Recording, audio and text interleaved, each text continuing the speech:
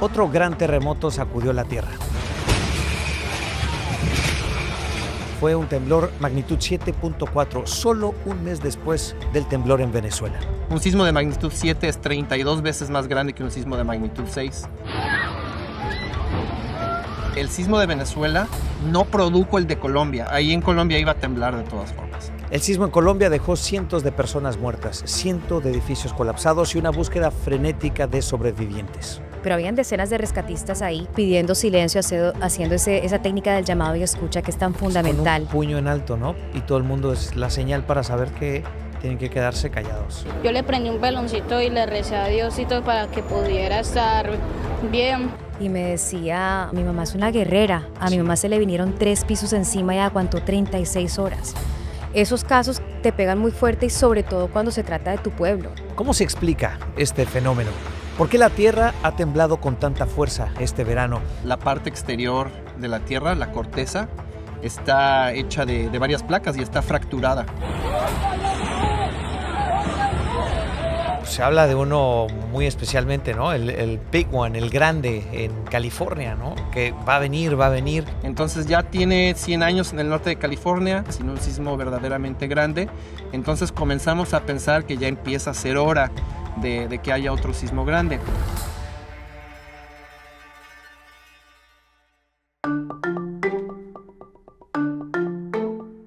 Hola, soy Julio Vaqueiro y esto es Un Día a la Vez, un podcast de Noticias Telemundo.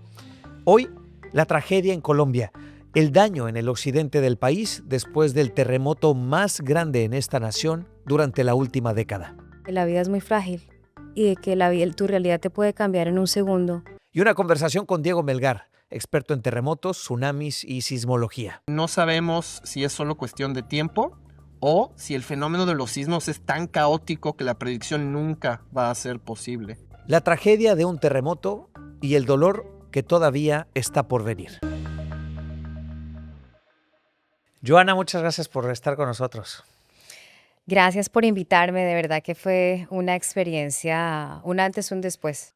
Joana Suárez es presentadora de Noticias Telemundo Fin de Semana. Es colombiana y viajó a su país para cubrir la noticia. Vienes aterrizando de Colombia. Vengo aterrizando. Pero ¿cómo fue el proceso? Está ya la noticia y como suele pasar en la redacción de Noticias Telemundo, todo el mundo reacciona y se pone manos a la obra y hay que planear y entonces te vas para Colombia. Bueno, yo me desperté con la noticia, por supuesto, mis padres son colombianos, entonces lo primero fue llamarlos, asegurarme de que estaban bien, de que toda la familia estaba bien. Ellos viven en Bogotá y a las afueras, en donde se sintió fuerte, pero no hubo daños graves, no hubo decesos.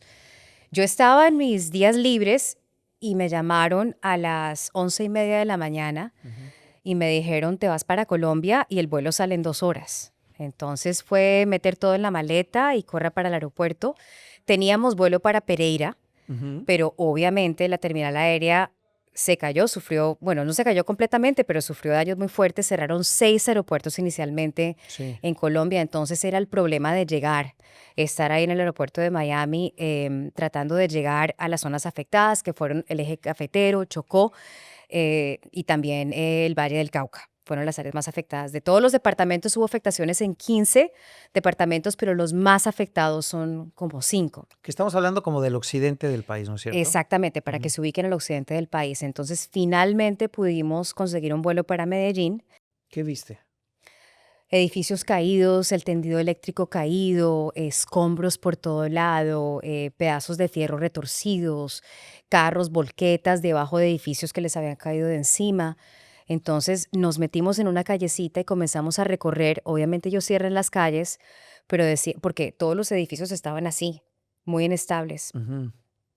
Y nos dejaban pasar por ser prensa. Obviamente nos decían que camináramos por el centro de la calle por si se caían los edificios, Claro. para que no nos O sea, cayeran los que encima. no se habían caído estaban a punto de... Estaban a punto de caerse, el tendido eléctrico así. Tú sabes que esos son cables de máxima tensión. Entonces, caminando con cuidado, estábamos recorriendo la zona y yo pregunté, ¿dónde ustedes han visto algún rescate? Y me dijeron, no, aquí a la vuelta.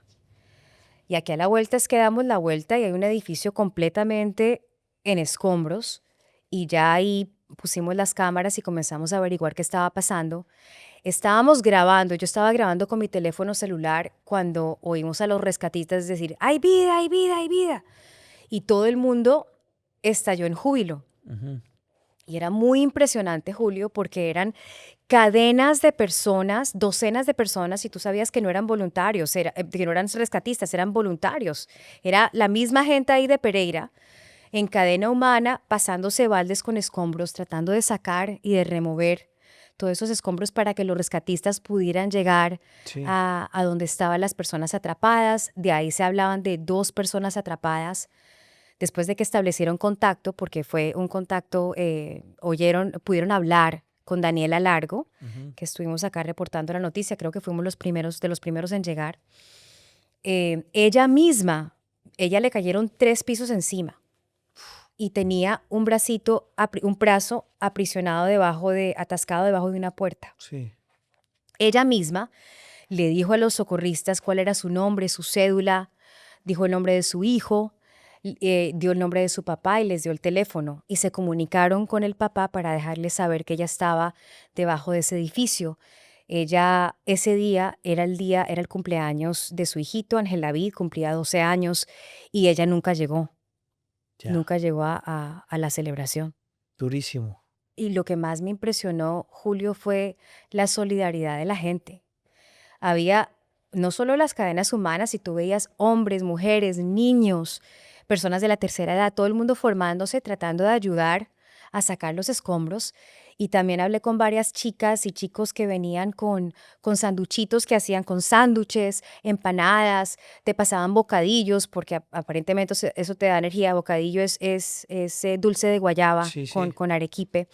Eso te da energía, entonces te pasaban bocadillos, te pasaban agua, te pasaban mascarillas, todo el mundo abocado y tratando de poner su granito de arena para responder a la emergencia. Sí. Nos quedamos ahí a lo largo de la tarde y ya después, como a las 8:30 de la noche, finalmente, para llegar a ella hicieron un orificio por encima y uno por el lado, metieron una cámara, pudieron ya verla, pero lo sacaron por el orificio del lado. Pero habían decenas de rescatistas ahí pidiendo silencio, haciendo esa técnica del llamado y escucha que es tan Con un fundamental. puño en alto, ¿no? Y todo el mundo es la señal para saber que tienen que quedarse callados. Exacto, hacen así, dicen silencio, y entonces todo el mundo alzaba los puños, que eso al aire me Sí. tocó hacerlo y narrar lo que estaba pasando muy pasito. Destrucción en todas las cuadras aledañas, edificios.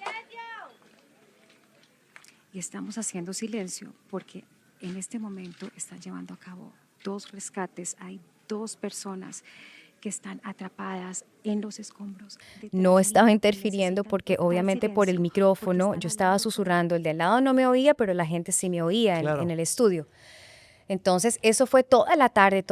Entonces sacaban escombros, hacían el llamado de silencio y escucha y hablaban con Daniela a ver cómo estaba, cómo se sentía. Ella estuvo consciente toda la tarde, 36 horas. Es impresionante. 36 horas debajo de esos escombros hasta que finalmente la pudieron sacar consciente.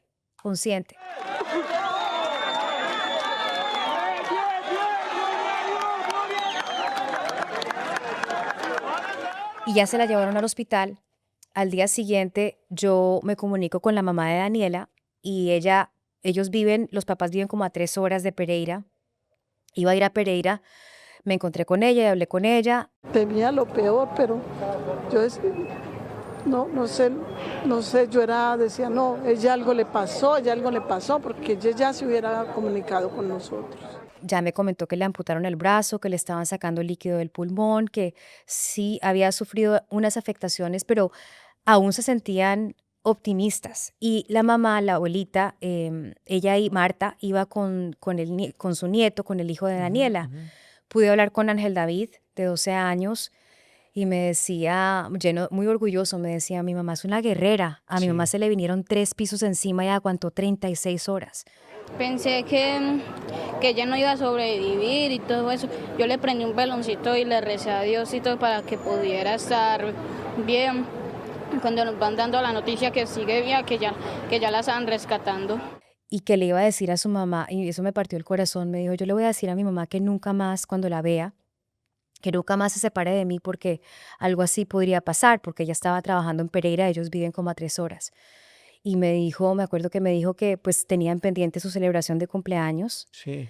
y también que quería decorarle el cuarto para hacerle una fiesta de bienvenida a la mamá. Entonces, eso, pues estábamos todavía optimistas de que Daniela podría recuperarse porque como estuvo hablando toda la tarde, pero desafortunadamente después de que la sacaron, ya después trascendió, hablé con el papá y me contó que cuando la sacaron en la ambulancia, sufrió un paro cardiorrespiratorio. Cuando ya toda esa sangre se libera, sufre un paro cardiorrespiratorio y la tuvieron que reanimar por 17 minutos. Sí. 17 minutos. Entonces, eso ocasionó fallos en el corazón, fallos en el cerebro, fallos en otros órganos, fallo renal.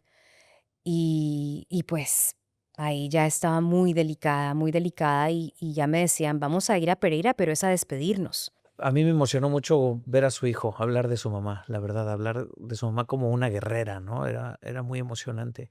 Y no me puedo ni imaginar lo que significó para ti, como colombiana, llegar, llegar al lugar de la tragedia. Porque uno cubre noticias y a eso nos dedicamos, pero de pronto hay algunas que nos tocan más personalmente, ¿no? Sí, sí, claro, porque es tu pueblo, es tu gente. Ujú. Y, y el niño tiene la edad de mi hija. Sí, Mi hija tiene 12 años, va a cumplir 12 años. Y yo decía, Dios mío, yo no me imagino a mi hija en una situación así. Y uno es mamá, ¿no? Es como que los niños son hijos de todos, ¿no? Uno sí, siente que es mamá de todos.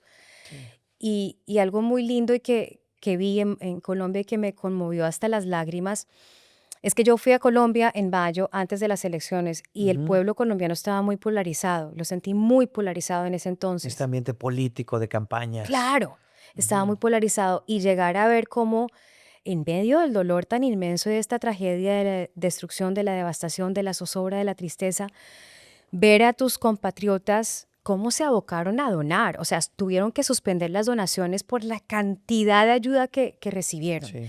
Y hablabas del momento en el que esto ocurre, ¿no? El momento político, justo con un nuevo gobierno estrenándose, que hace pues la reacción más complicada, como sucedió. Era su primer día hábil, Sí, porque se acaba de juramentar el viernes y era mi primer día hábil, 7:30 de la mañana, 7:4, imagínate, 6 aeropuertos colapsados y pasa este desastre nacional. Lo que yo vi de la respuesta de los gobiernos locales, yo sé que el gobierno de la Espriella y miembros de su gabinete se movilizaron. Es más, yo vi la comitiva cuando pasó en Pereira, yo estaba en el centro de Pereira, que era la zona más afectada, y vi la comitiva y se bajó y dijo, firmes por Pereira y vamos a reconstruir. Entonces sí se movilizaron rápido los ministros. todavía hay mucho trabajo por delante, porque luego a veces todos los focos llegan en cierto momento a estos lugares de la tragedia y después nos Sí. vamos. Es difícil irse, ¿no? De una cobertura así. Es difícil porque todavía había muchas Sí, historias por contar, sí. muchas historias por contar y estaban todavía, por ejemplo, en Manizales ya había terminado la fase de recuperación de cuerpos, ahí hubo solo 6, bueno, hubo 6 fallecidos y los daños no eran tan cuantiosos como, por ejemplo, en Pereira, en donde Sí. tú caminabas por el centro de la ciudad y olía a que habían fallecidos todavía atascados debajo de Sí, los a escombros, descomposición. a descomposición, y la gente estaba durmiendo debajo de plásticos, en la calle. Y por eso te digo, hay mucho trabajo por hacer y quizá lo más difícil apenas está por venir, ¿no? En la recuperación. ¿Tú con qué te quedas y a qué le quieres poner atención, sobre todo en los meses por venir? A que una vez se apaguen las cámaras y nos vayamos, todos salgamos de ahí, a que siga esa solidaridad, porque el pueblo colombiano de verdad que se levantó, el empresariado también, se movilizó a que siga llegando la ayuda, a que la gente realmente reciba esos subsidios de vivienda. Están recibiéndolos de algunas localidades, pero sobre todo en ciudades grandes, ¿no? Donde llegaron los medios, pero hay docenas, cientos de pueblitos chiquitos a donde no llegaron las cámaras y que ojalá siga la ayuda. Ya. Eso, y yo me quedo con el que esto te abre los ojos como periodista, como mamá, de que la vida es muy frágil y de que tu realidad te puede cambiar en un segundo. Sí. Y me quedo muy orgullosa, me vengo muy orgullosa y estoy muy orgullosa del pueblo colombiano y de lo empático, lo solidario y lo cariñoso y lo lindo que es. Sí, bueno, pues la verdad es que hiciste un gran trabajo y al final fuiste nuestros ojos ahí en Colombia. Muchas gracias, Joana. Gracias, Julio. Gracias.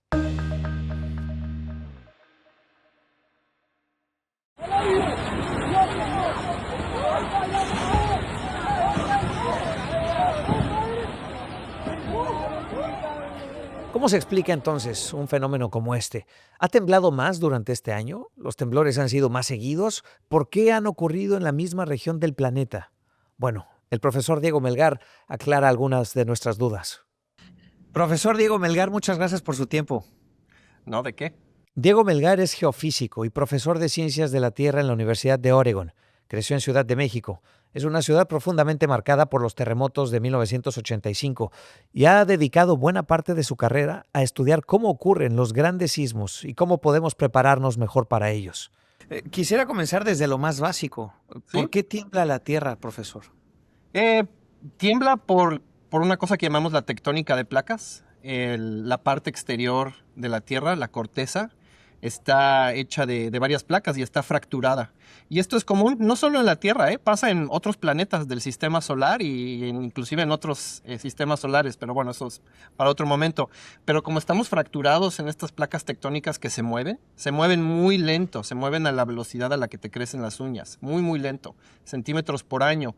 Pero con el paso de las décadas y de los siglos, ese movimiento eventualmente lleva a que las placas de repente, ¡pum!, se fracturen. Y esos son los terremotos. Entonces, todos los lugares donde chocan dos placas o donde se mueve una placa junto a la otra, en todos esos lugares, como Colombia y Venezuela, hay terremotos. Es una cosa muy común, muy normal.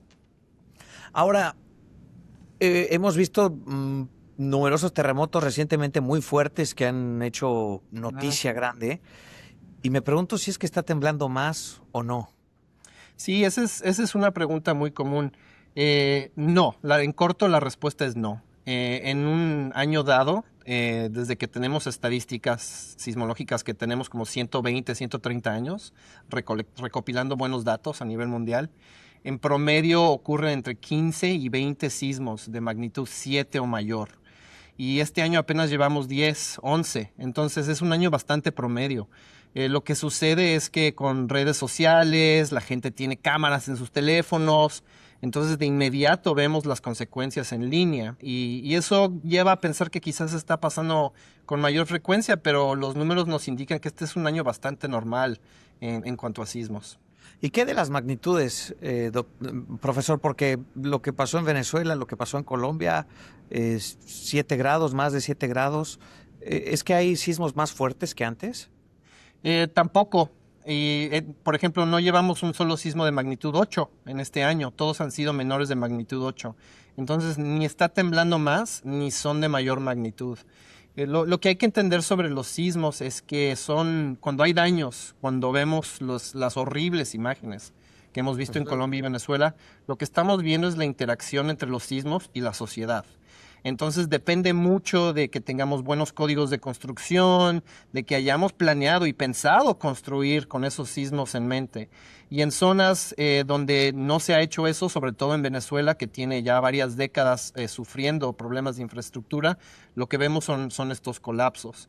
En otras sociedades como en Japón, tiembla muy seguido, muy grande, y hay muy poquitos colapsos porque llevan décadas y décadas planeando para esas eventualidades. Entonces, bueno, estamos viendo. Hubo un temblor grande en Japón recientemente, tiene razón. ¿Y cuál es la diferencia entre un sismo 8, un sismo 7, un sismo 6? En realidad, ¿cómo se ve ya en el terreno esa diferencia en la fuerza? Sí, la escala de magnitud es lo que llamamos una escala logarítmica. Y lo que eso significa es que entre el 6 y el 7 y el 8 hay grandísimas diferencias. En promedio, lo que decimos los sismólogos es que entre cada número de magnitud incrementa la energía del sismo 30 veces. Entonces, un sismo de magnitud 7, 32 para ser precisos. Un sismo de magnitud 7 es 32 veces más grande que un sismo de magnitud 6. Un sismo de magnitud 8 es 32 veces más grande que un sismo de magnitud 7. Entonces eso es enorme. Imagínate 32 sismos de magnitud 7 bajo Venezuela, el caos que desencadenarían. Entonces son mucho más grandes. Ya no digamos los de magnitud 9, como en Indonesia, en Japón o aquí en Cascadia, donde estoy yo. Y la otra cosa que hay que tomar en cuenta es la distancia al sismo es bien importante. Si estás lejos del sismo, puede ser de magnitud 8, pero si estás a 1000 millas de distancia, no te va a pasar nada. Si estás justo encima del sismo, aún un sismo de magnitud 4 o de magnitud 5, si estás justo encima del sismo, puede haber daños. Entonces la distancia también es muy importante. Entiendo. ¿Hay algún vínculo entre los sismos de Venezuela y este último de Colombia? ¿Se trata de la misma actividad, la misma energía saliendo? Vínculo en el sentido de que forman parte de la misma placa tectónica, entonces es el mismo movimiento que está produciendo el sismo, pero que un sismo haya desencadenado al otro sismo un mes después, eso está difícil comprobarlo y demostrarlo. Es un área de estudio muy activa. Es posible que lo que haya pasado es que en Colombia iba a temblar de todas formas, pero el sismo de Venezuela aceleró el reloj un poquito. Entonces, en lugar de que ese sismo de Colombia ocurriera en 2 años, el sismo de Venezuela lo empujó tantito y ocurrió un mes después. Eso es lo que llamamos triggering, disparamiento entre sismos. Y es un área que investigamos los sismólogos hoy en día. Y es una excelente pregunta. A ver, sobre las áreas de estudio de los sismólogos de las que me hablan. ¿Exactamente en qué se especializan? Pienso en si hay una posibilidad de un día poder anticipar cuándo habrá un sismo o no. Sí, esa es una pregunta muy común que me hacen casi todas las personas cuando descubren que soy sismólogo. Después de las 15 preguntas terminan preguntándome, bueno, ¿y cuándo van los sismólogos a predecir al final? Y esa es la meta, la verdad. Todos los científicos tratamos de establecer sistemas que sean de predicción, ¿no? De forecasting. Lo hacemos para el tiempo y los huracanes y los volcanes y todo. Estamos muy, muy lejos de poder predecir sismos. En principio porque la ciencia es bastante joven, la tectónica de placas apenas se descubrió en los años 70. Imagínate, es una teoría que tiene menos de 50 o 60 años de existir. Entonces tenemos poquito tiempo en realidad estudiando este fenómeno y el fenómeno es bien complejo porque estos sismos ocurren como el de Colombia a 100 kilómetros de profundidad. Es imposible. Nunca vamos a tocar esa parte de la Tierra, no es posible barrenar y llegar a esa parte de la Tierra. Entonces lo único que podemos hacer es ver los sismos desde lejitos con instrumentos, de forma bien indirecta. Entonces estamos bastante limitados en ese sentido. A pesar de ello, ha habido grandes avances, de los cuales podemos platicar si quieres, pero la predicción estamos lejos. Inclusive no sabemos si es solo cuestión de tiempo, o si el fenómeno de los sismos es tan caótico que la predicción nunca va a ser posible, lo cual es posible que eso sea cierto. Sí. Entonces, ¿cuáles son los avances? Los avances son mucho de los sensores, cómo medimos los sismos. Tenemos ya la Tierra tapizada de sismómetros y otro tipo de sensores. Podemos estudiar los sismos desde satélites, es común desde los satélites también ver eso. Y mucho del modelado, usamos computadoras enormes para modelar los procesos de los sismos, de los tsunamis, etcétera. Y un poquito lo de inteligencia artificial y el machine learning. Eso está también teniendo injerencia sobre cómo estudiamos los sismos. Pero aún falta. Y a pesar de todo eso, ningún sismólogo que entrevistes ninguno serio te va a decir que la predicción está a la vuelta de la esquina. Todavía nos falta mucho tiempo. Entiendo. Y se habla de uno muy especialmente, ¿no? El Big One, el grande en California, ¿no? Que va a venir, pero imposible saber cuándo, ¿no es cierto? Imposible saber cuándo. Y aquí hay un Big One también aquí en Cascadia. En la falla de San Andrés se habla de un sismo de magnitud 8. Es lo más grande que esperamos en la falla de San Andrés. Y aquí en el noroeste de Estados Unidos, en Oregon, Washington y en Canadá, magnitud 9, que ya habíamos hablado de la diferencia de escalas. Sí. Magnitud 9 es 32 veces más grande que el magnitud 8. Sabemos que esos sismos enormes han ocurrido en el pasado gracias a la geología.